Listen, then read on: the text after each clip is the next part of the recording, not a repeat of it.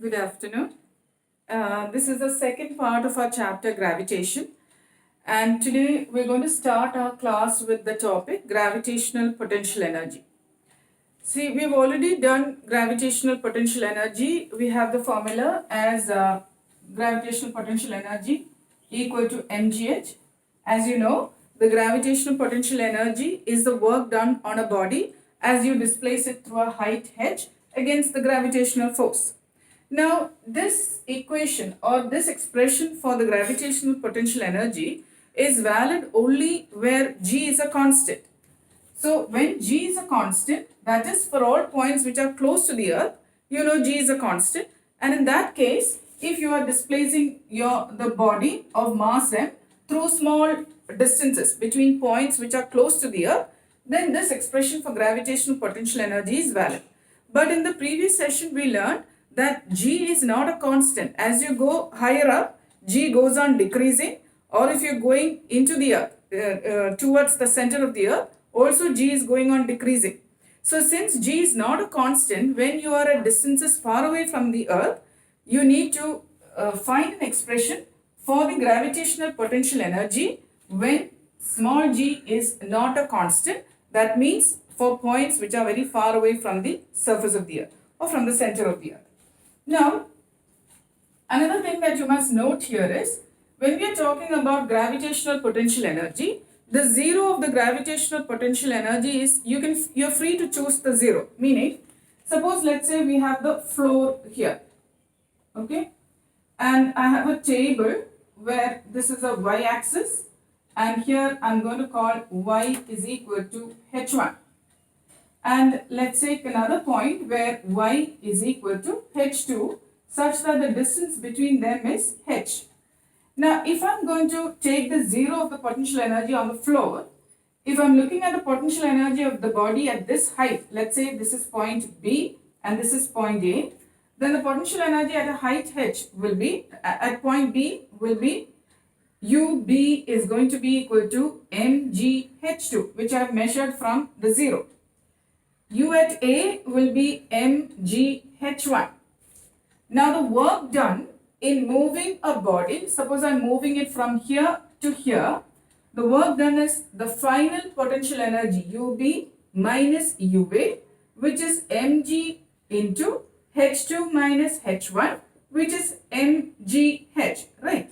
So you see, finally the work done or the potential energy, the energy stored in the body when you moved it from A to B is only dependent on h, that is the final position and the initial position, and this is because gravitational force is a conservative force. You know that in work energy power we learned that for conservative forces the work done depends only on the final and the initial position.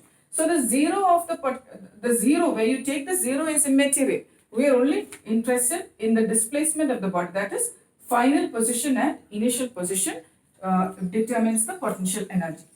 Okay, so now we are going to derive an expression for the potential energy when we are dealing with distances which are far away from the earth, where g, small g is not a constant.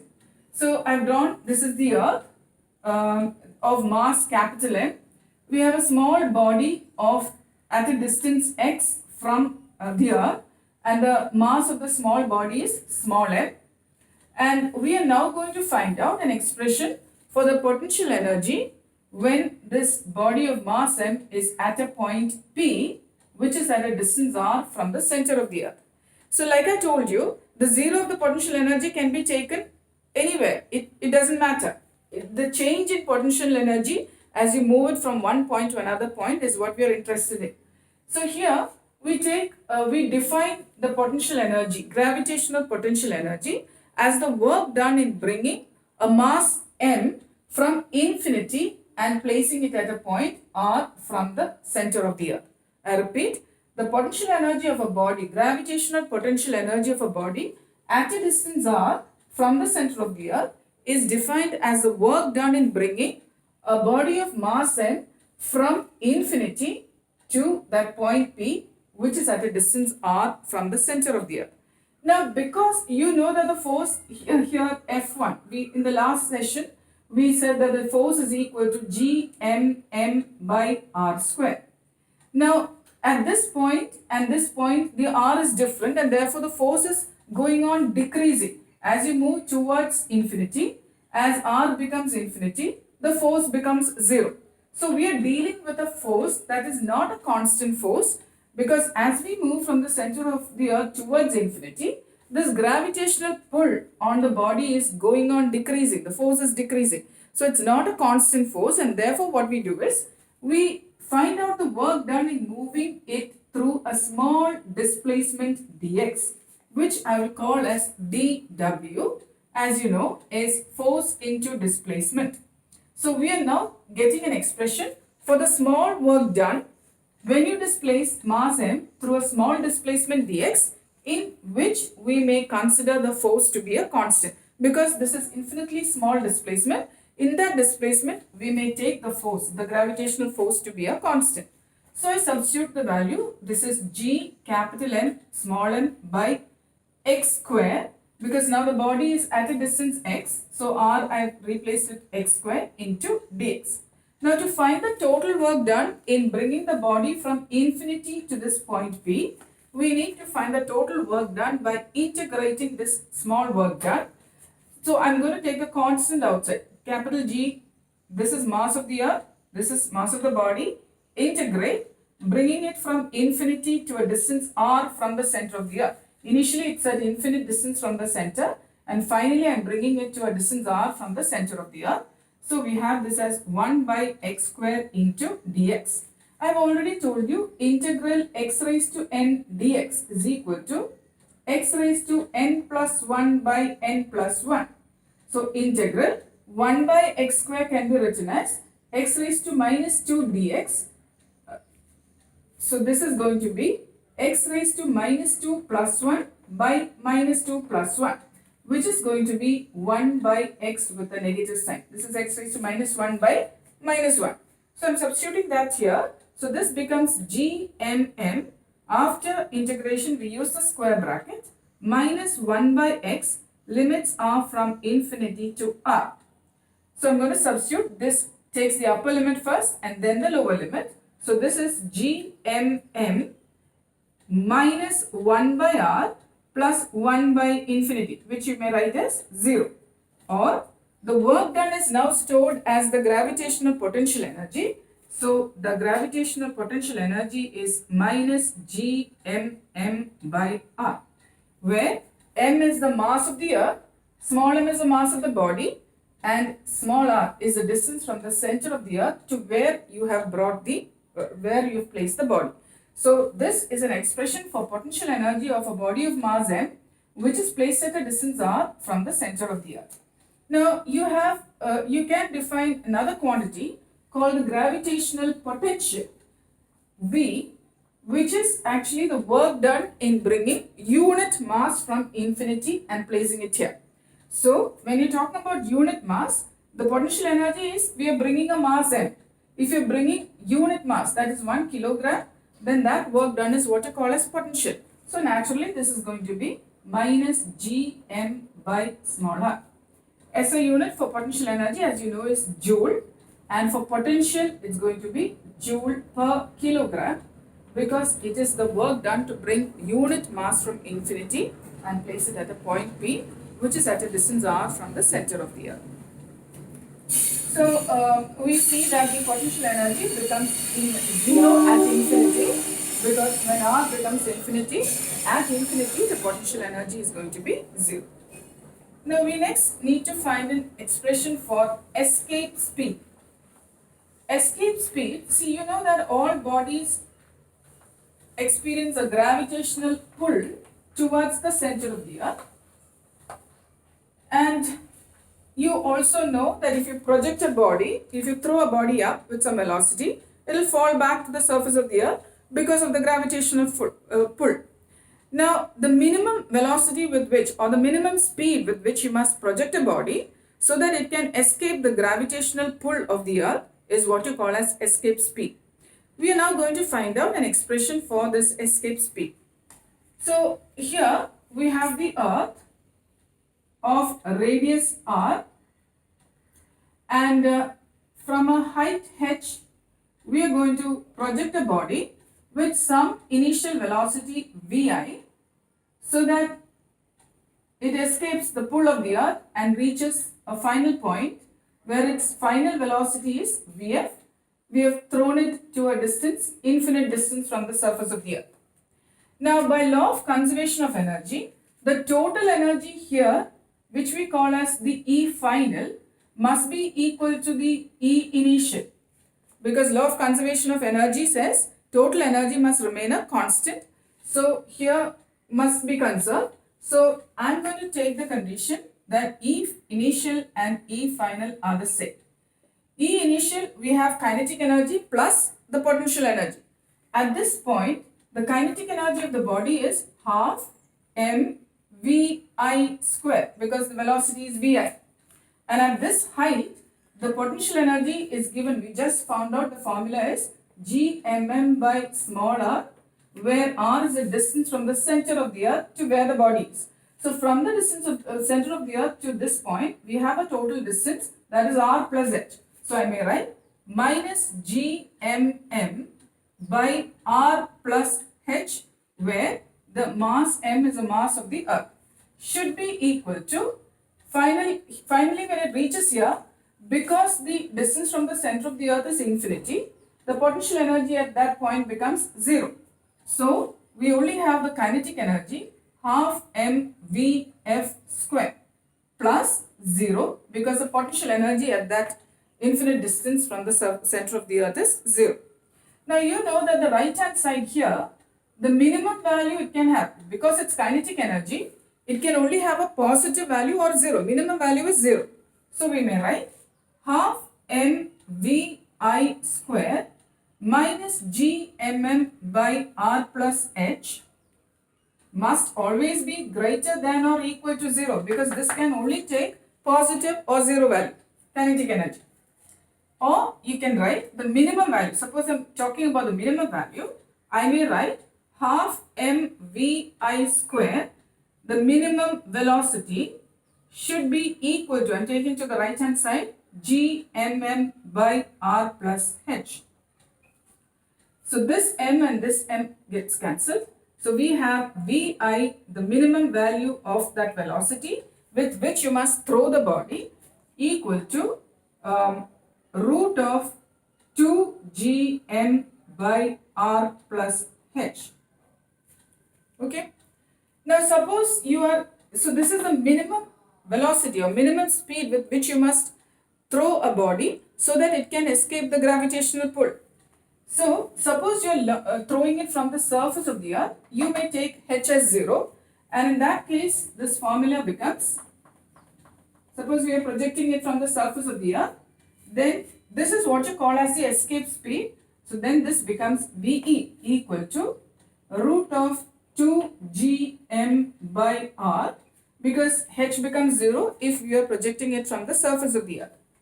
This last class I taught you, small g is equal to gm by r square, remember?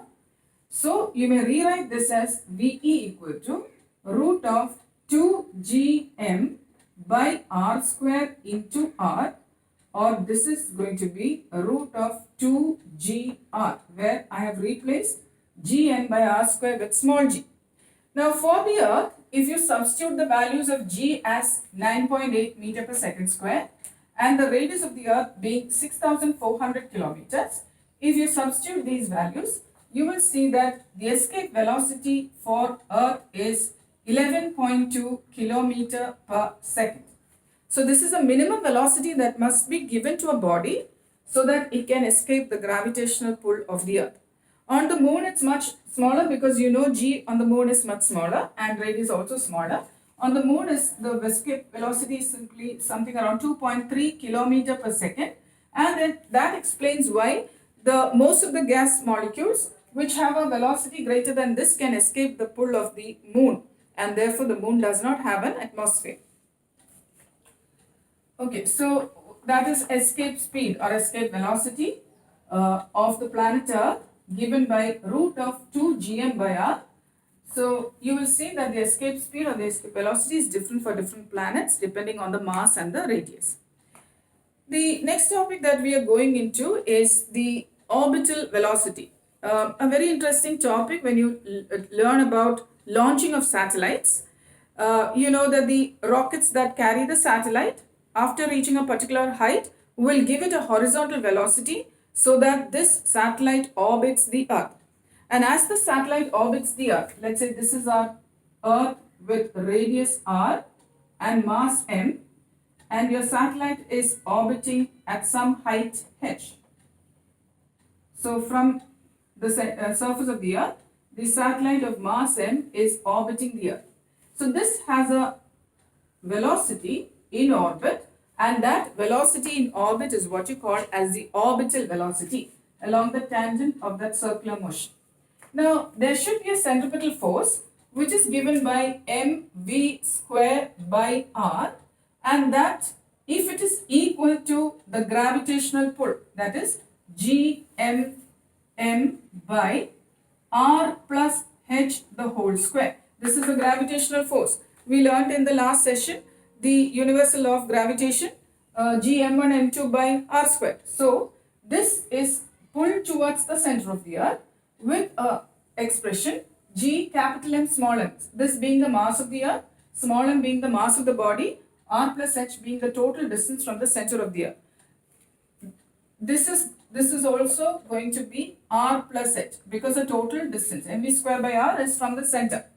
So if this velocity is the orbital velocity, just the right velocity to keep it in orbit, then this must be equal to the centripetal force. If the the velocity of the body is greater than the orbital velocity, greater than this value, then it means that this is more than the gravitational pull, and the satellite will fly away, escape from the gravitational pull of the Earth. If this is the velocity of the body is less than the orbital velocity, then it means that the gravitational force is larger and it will pull the body towards the Earth and the body will fall into the Earth.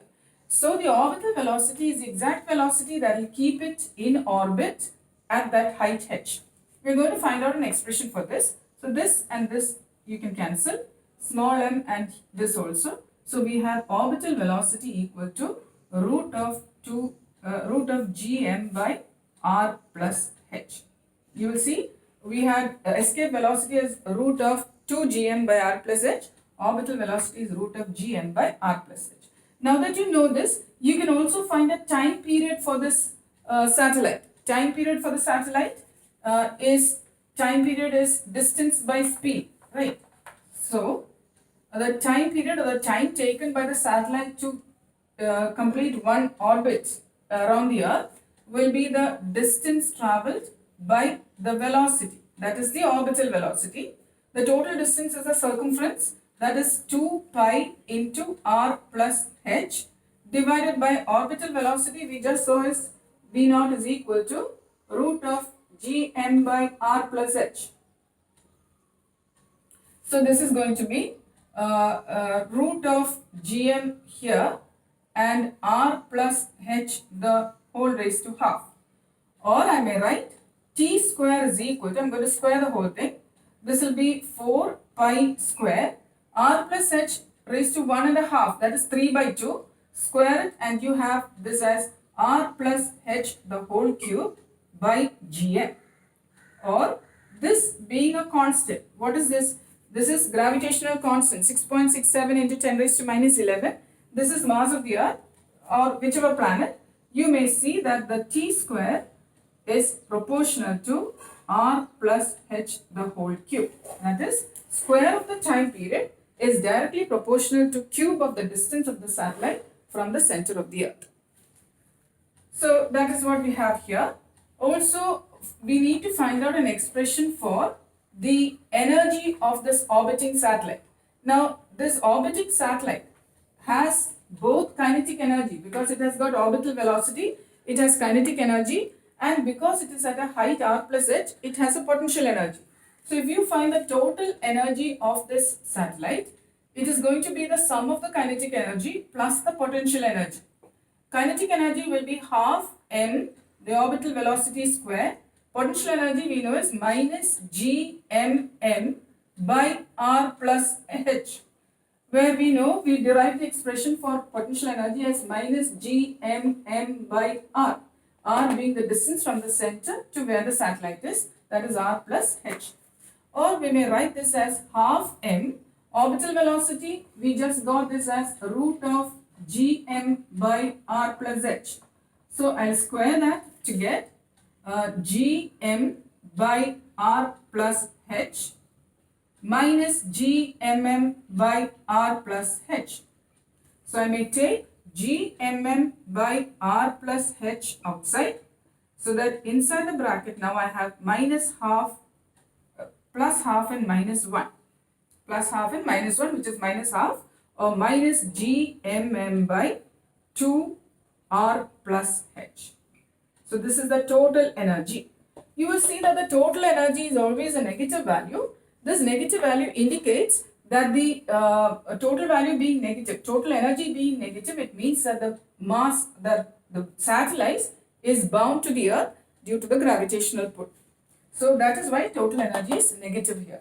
You also, if you compare this kinetic energy, this is kinetic energy and this is potential energy, you will see that kinetic energy is actually equal to, potential energy is actually equal to 2 times the kinetic energy in magnitude. This is gmm by r plus h. Kinetic energy is this. So if you multiply this with 2, you get gmm by r plus h. So in magnitude, the potential energy is twice the kinetic energy. Kinetic energy is positive, potential energy is negative, and the total energy is also negative. So we have discussed about these satellites. We found out an expression for the potential energy today, the escape speed, the orbital velocity, time period, and the total energy of an orbiting satellite. Thank you.